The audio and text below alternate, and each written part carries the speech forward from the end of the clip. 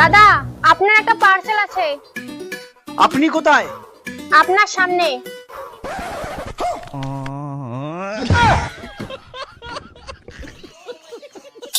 এই আপনি কে? আমি ডেলিভারি গার্ল, আপনার একটা পার্সেল আছে। মেয়েরাও ডেলিভারি করে? কেন, মেয়েগুলো ডেলিভারি করতে পারে না? এই নিন আপনার পার্সেল।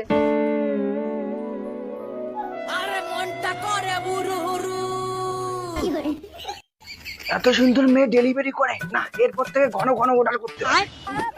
দাদা, কি হলো? পার্সেলটা নিন। দাঁড়ান, ভালো করে আগে দেখে নেই। এই, আপনি কি দেখছেন? দিন 300 টাকা দিন। আসুন না, ঘরে আসুন না, ঘরে কেউ নেই। এই, আপনি খারাপ কিছু করতে যাচ্ছেন? এইটা কি দেখছেন? থোবড়া ফাটাই দিব। এইখানে তাড়াতাড়ি পয়সা নিয়ে আসুন। এই রাগ করছেন কেন? দাঁড়ান।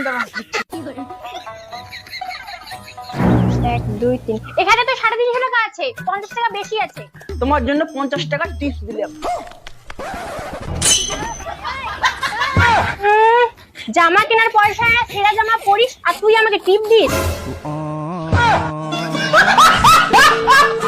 এই নে তোর 50 টাকা, জামা কিন। এত সুন্দর ডেলিভারি গার্ল না, যেমন করি হোক একে পটাতে হবে। আরো অর্ডার করি।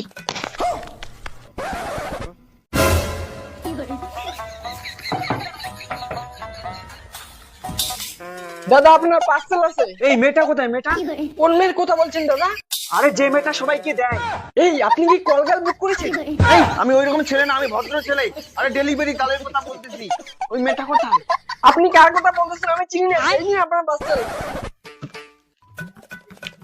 না, আমি হার মারবো না। যতদিন ডেলিভারি গার্ল আসবে না ততদিন অর্ডার করে আমি ছাড়বো না। আর অর্ডার করবো।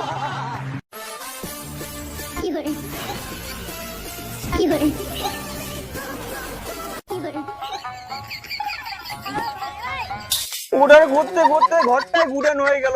ডেলিভারি গার্ল আর আসলো না। এই কে আসলো?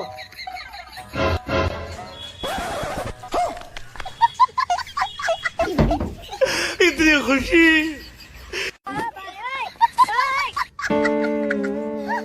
এই নিন পার্সেল। না, আজকে মনের কথা বলেই ছাড়বো। আপনাকে একটা কথা বলবো? হ্যাঁ বলুন।